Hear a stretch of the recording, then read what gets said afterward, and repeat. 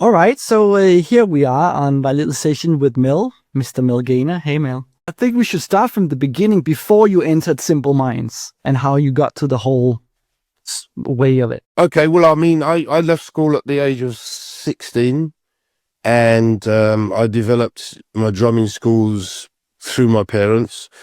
And I became a professional drummer at the age of 16 with a band called the Flirtations. It was a kind of ode to the 3 Degrees. Do you know the 3 Degrees? No, I don't. No, you never heard of them. Okay, or like the Supremes. Very similar to the Supremes, which you must have known about. Okay. And yeah, absolutely. Yeah, sure. Yeah, so I cut my teeth with that project many years ago, and I began playing in a lot of clubs, and playing a lot of sessions as well as playing with the Flirtations. So it was a growing process over those years. And at 18, I left home and went to Birmingham to join a band called Muscles, and that was my first kind of professional band, as it were. That I joined, and from there I went to many different bands: Light of the World, Central Line, which was they're all big bands in the early 80s that came through Britfunk, and Britfunk was a kind of like a following which had a lot of funky music in London. And or in the UK, so I was part of that kind of syndicate and session. With Muscles, we supported the Commodores, and I've got a lot of feedback from that time with the Commodores. So I progressed myself up, played a lot of sessions.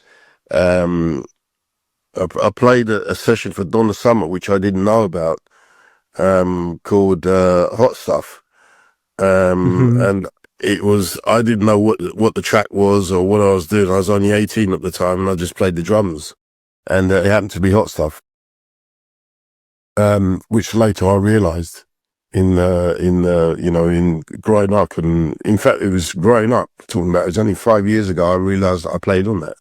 So it was quite incredible. And what else did I do? Before joining Simple Minds, I played a lot of sessions. I played with a band called Heatwave, and it was on that session that the producer of Simple Minds took me to one side and he said, I'd like you to play on an album, and it's by a band called Simple Minds. And I was like, I never heard of them. Who are they? And he said, we'll come down to the studio, next week, and I'll go through it with you. And I did. And he went through it with me, and pretty much the rest is history up to that point, because up to that point I only played a lot of sessions for a lot of artists, like I said, Heatwave, a lot of the UK artists, the Nolan Sisters.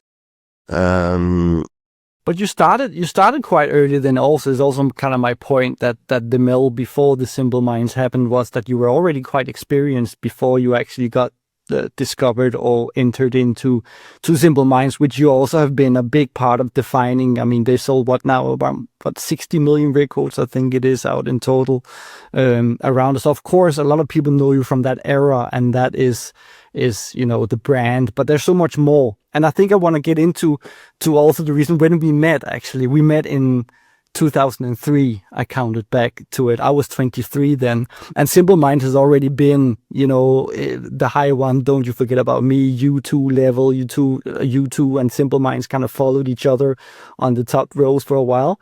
And the funny story is that when we met, I actually didn't really know about Simple Minds because it was just a little before my time, until I realized, of course, Don't You Forget About Me. So when we met, I actually generally didn't think about the brand of Simple Minds and these kind of things. Do you remember when we met? Yes, I do. Yeah, of course. Yeah. Yep. Down in, it was in München. I think it was in München and Marriott. So our collaboration actually started because we had an acquaintance that connected us and said maybe you two, will benefit some stuff together. And I actually flew down to meet you at Marriott in München without never having met anything Was it before. the Marriott that we met, or was it the Marriott, Yes. or was it in Denmark? No, it was at the Marriott because I took the train. I remember I was 23 years old and bought one of those railway train tickets and just went off and said, okay, let's meet up. I think I only spoke to your manager at the time that arranged for saying you had a gig or something so we could meet in the lobby at the Marriott. And so I went to the Marriott and I got in there and you guys were in the restaurant and we sat down and then we just started talking about, music and what you were. And it wasn't until that meeting that I realized really what Simple Minds, that it was the Simple Minds with Don't You Forget. I didn't have that, set up for me. And, who that's when we spoke. us? Who introduced us? Jacqueline introduced us, the wife of the Danish boxer. She had a record label in Denmark that I helped out with some practical stuff for some releases. And then she was the one who said, my husband works with this great artist that might be something you can help him with, or you will fit great and stuff. So go meet him. And that's basically the reason why I was just, inspiring to do other artists. And I was just getting started with the management business and all these kind of things. So I just said, sure. I went down to meet you to have a meeting, not really knowing where or what the plan was.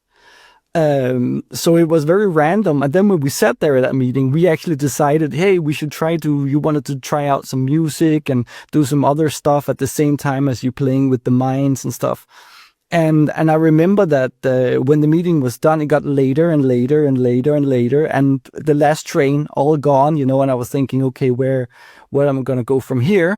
And then in the meantime, on the meeting, your manager had gone and booked a room and came and gave me a key and said, we sorted it out. Don't worry, here, drink some more wine and we'll maybe see at breakfast, maybe not, but here you go. And then I went into the elevator and I couldn't find the room number. I didn't know what it was. And had to go to the reception and say, I got this key, and to say, oh, it's because it's up by the penthouse floor. You have to put the card into the elevator to get up.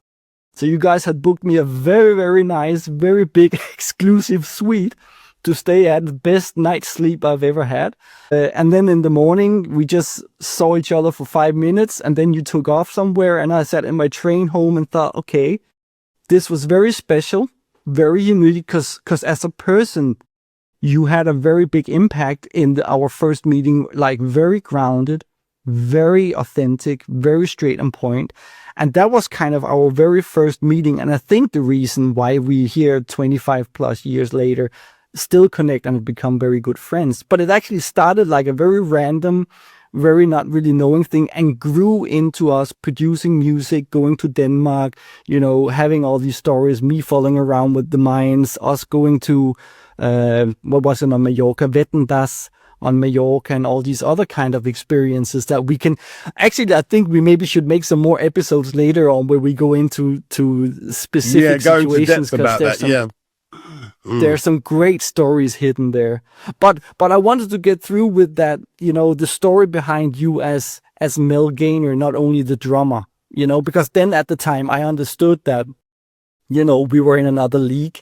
You played with, I got some names, what was it, Elton John, Tina Turner, Peter Gabriel, Brian May, and all these people. And I didn't have that knowledge or that information at first. I just, was captivated by you as a person, being as how you are, and this life out of the box.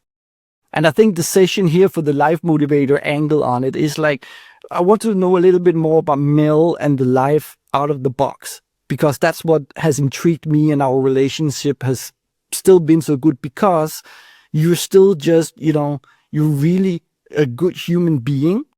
And what normally happens with people who go into this kind of stardom or this level of, fame, they change, or there's some other issues that comes in. And of course, we've had our good discussions and sessions, which we can come in further on. But what kept your feet on the ground, or what do you think has done that you didn't really jump into all this shallow fame fake?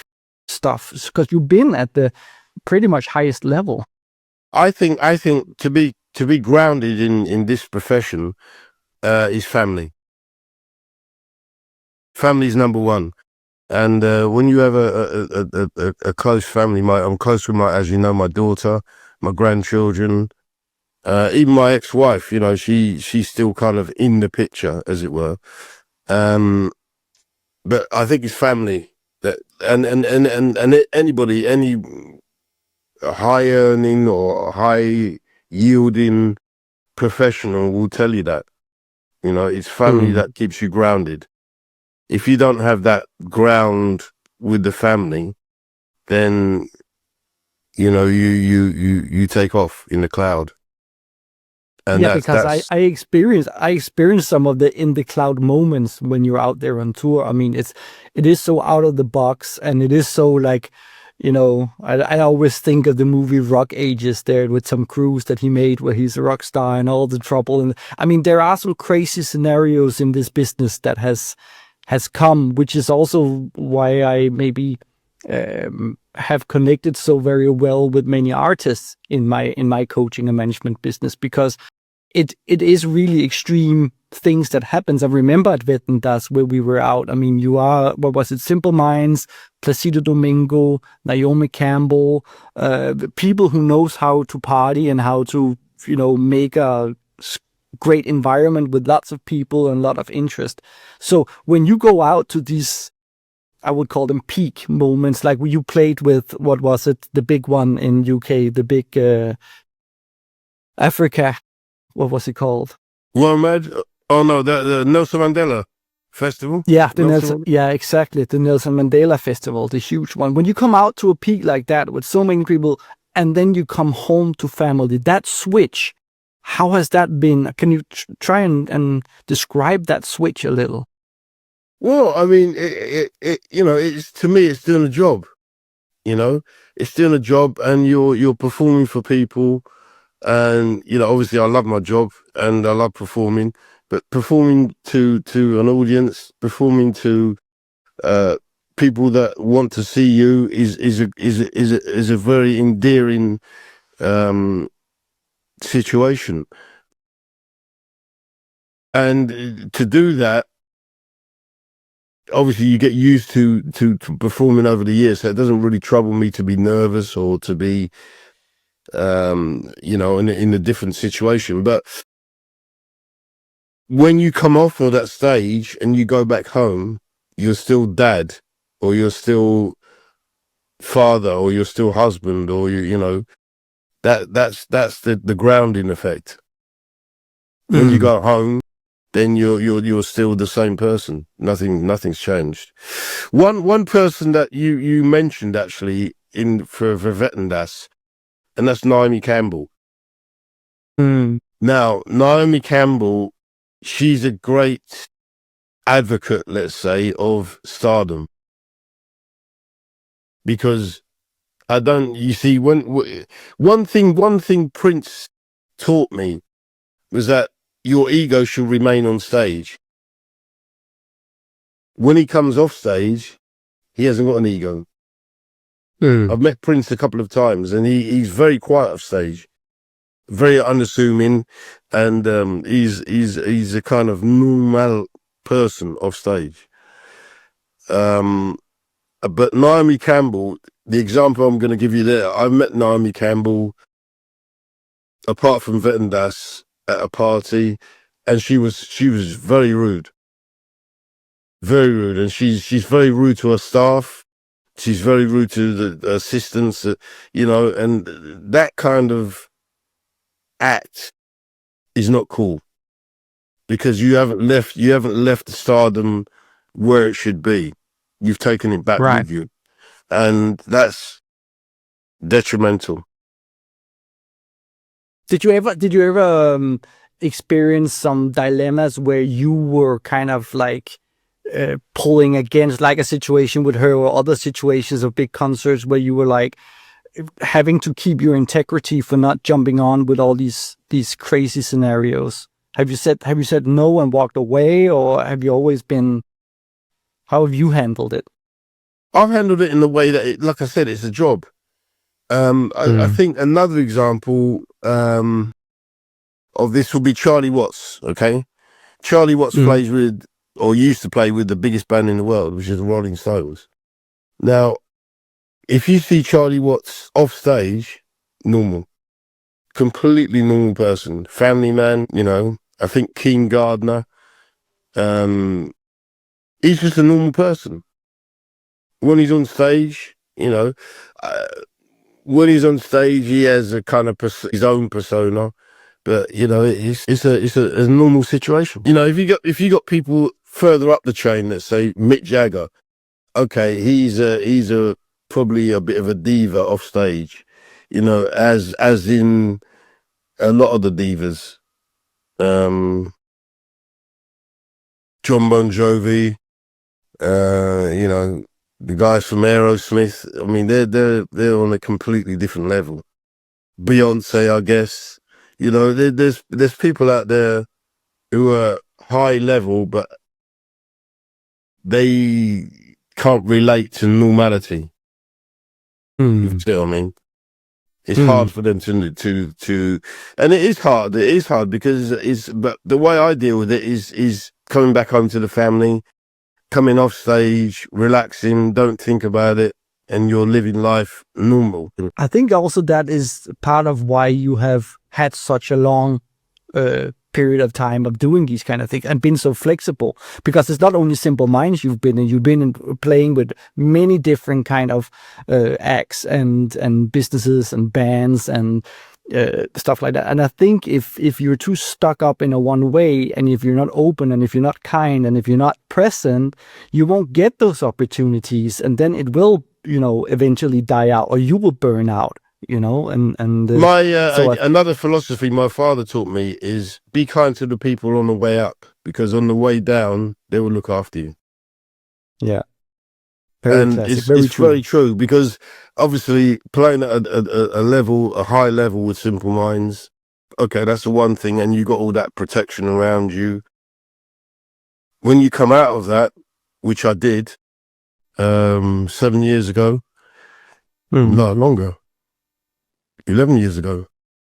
Already? Wow, yeah. Yeah, or 10 years ago, whatever it is. You notice that you're not at a high level, and you're coming down that level, you're coming down that ladder.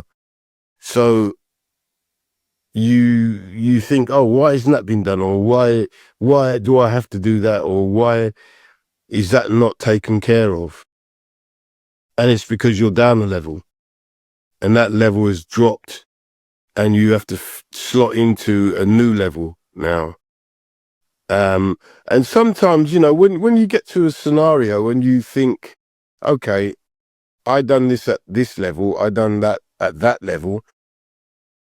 Why haven't people, for instance, if you got a schedule for a gig, and you got a schedule for what's going on that gig, you expect things to be done at a professional level.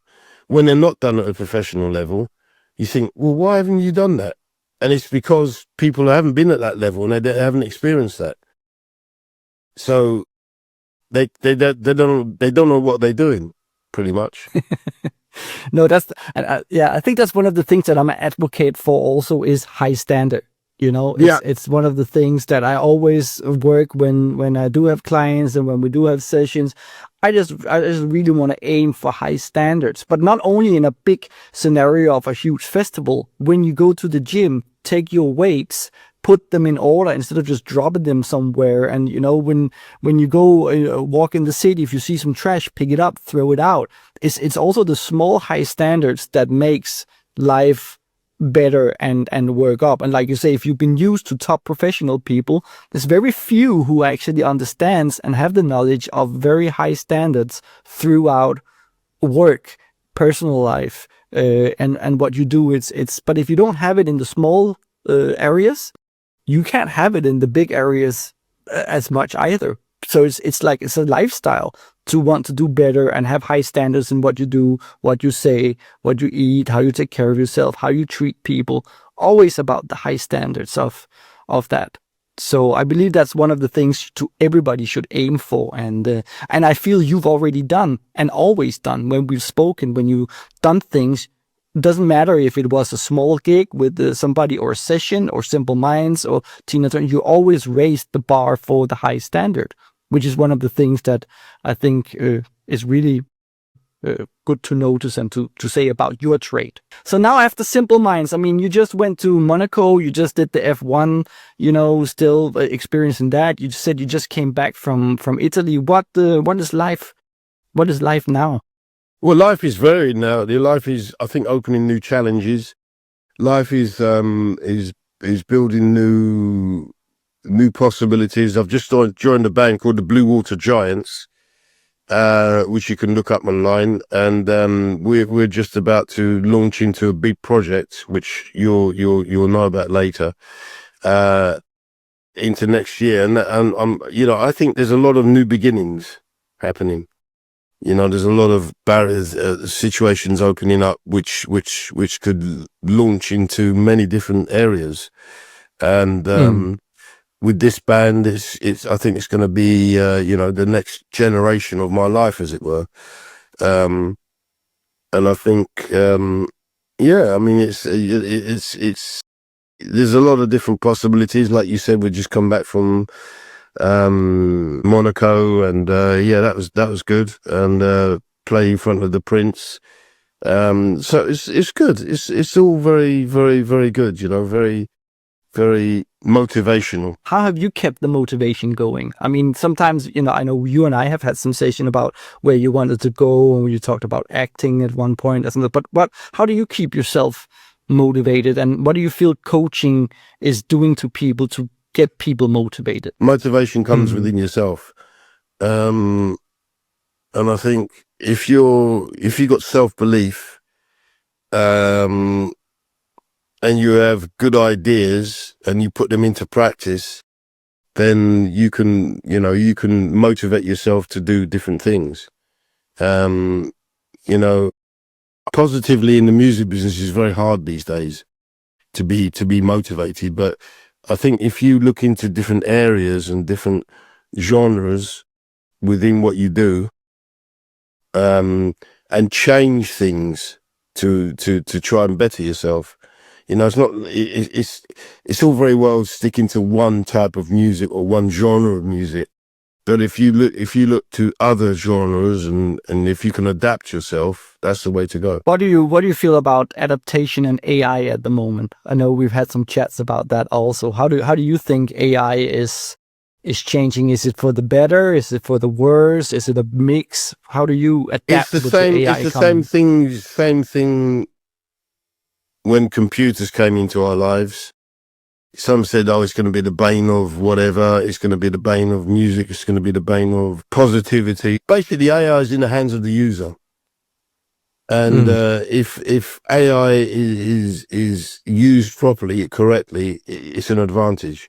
If AI is used in the wrong context, it's not good. You can get a song if you put into AI, I want to sound like Simple Minds or want to sound like Bon Jovi, and it comes out with something that's dangerous. You know, you still have to have the creativity and use AI to create your creation, as opposed to the other way around, and using it to use a shortcut. Like AI has been happening in the film industry a lot, and it's been used to a good context in the film industry. But now, you know, you're talking about replacing actors. In the music, you're talking about replacing musicians. That's not a good situation. That's not a good... You can enhance those sort of things, but to replace, that becomes really dangerous. I agree. It takes away the originality as well. People stop to, even the quality, all these AI uploads that are at the moment, maybe the general ear cannot hear these frequencies that are, but there's something very annoying with the production of it. It doesn't sound like a well-mastered, it sounds like AI visually looks like AI. AI yeah, audibly sounds like AI. Yeah. You know, but again, when MP3 came out, MP3 is a compressed format of very good quality, so it's still adapted into be the norm that a very compressed format is now what people were listening to, right? Do you think people will get used to then the AI sound rather than the well-produced, well-mastered, real recorded track? The worrying thing, I think, is that people don't know what the difference is. Mm. To the untrained ear, the normal person in the street, they don't know what AI is. They can't tell the difference between AI and the real. They know what they like, but to ask a layman in the street to tell the difference between AI production and a regular production, a human production, it's not too much difference. I can sense that already. I think some of the AI productions are really creative and very good, and some even very well produced, but I can just sense there's not this connection to it, like if there is an artist behind it. Now, I also have background in the music business of it, so I kind of understand the work that it takes to build up an artist, to build a brand, to work with it.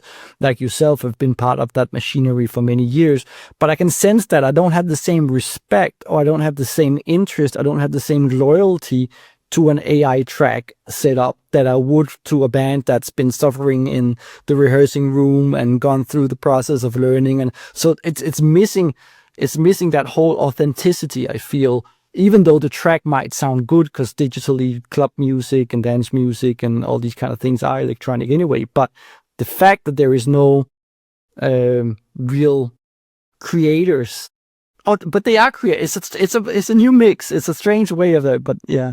Yeah, it's a strange situation because the whole situation is changing, but I think it's going to settle down and come back to hopefully normality at some point. But who knows? Who knows what's going to happen? Who knows what's going to happen in the great scheme of things? Sure. So here just at the end, Mel, a little bit like have you now, we've known each other for soon, over 23 years, I think. That's right. That's a long time. Yeah. So what do you think the reason why our connection has been? What have you been facilitating from when we're doing this? I mean, what did you see when you saw a 23-year-old kid, grown man? But what did you see come out of this? How did your relation with this perspective? Well, I think it's a human relationship, and it's a relationship which is a real relationship. When I first met you, you're a real person, and and you're still the same person. There's nothing changed. I think the people around us have changed. You can see through people as time goes on who are the real people and who are the idiots. And I think with us, the reason we have this relationship is because we're real people. We're not using anybody. We're not taking advantage of anybody. It's a real situation. Yeah, I feel it's been very beneficial from both sides. It's been a give and take. Like you say, it's not only a take or user or transactional. It's actually grown into be very valuable, both in experience and in talk. And I take a lot of your life experience again, because like I say, many of the people that I work with have actually accomplished many great things. But I tend to have long relationship with the people who are authentic and who actually wants, like you say, the human side of it, not only the transactional, like what can I get or how should I do, how can I optimize, but also when it's really bad times, because everybody has down times, and you can celebrate when everybody has the good times. There's no difference. There's no distance when it's bad or good. It's the same connection, and I think that's been very beneficial. All right, Mel. Well, thank you for we're getting to the timeline of this one. I think we have a lot more, so maybe we make a session or one or two more, or maybe I think a lot more. I think a lot more. Yeah. I'm willing to talk about a lot more issues and facts and situations and life motivations. I like that. Also because we have had so long history and there is so much in the knowledge bank that we'd like to share about. So let's definitely do that. So let's wrap up this first session. Thank you so much for taking the time. And yeah, we'll do this very soon again. Yeah. Absolutely. All right. You take care. Thank you very much. Thank you. Take Thank care. you, Mel. Thank you. Bye-bye. Bye.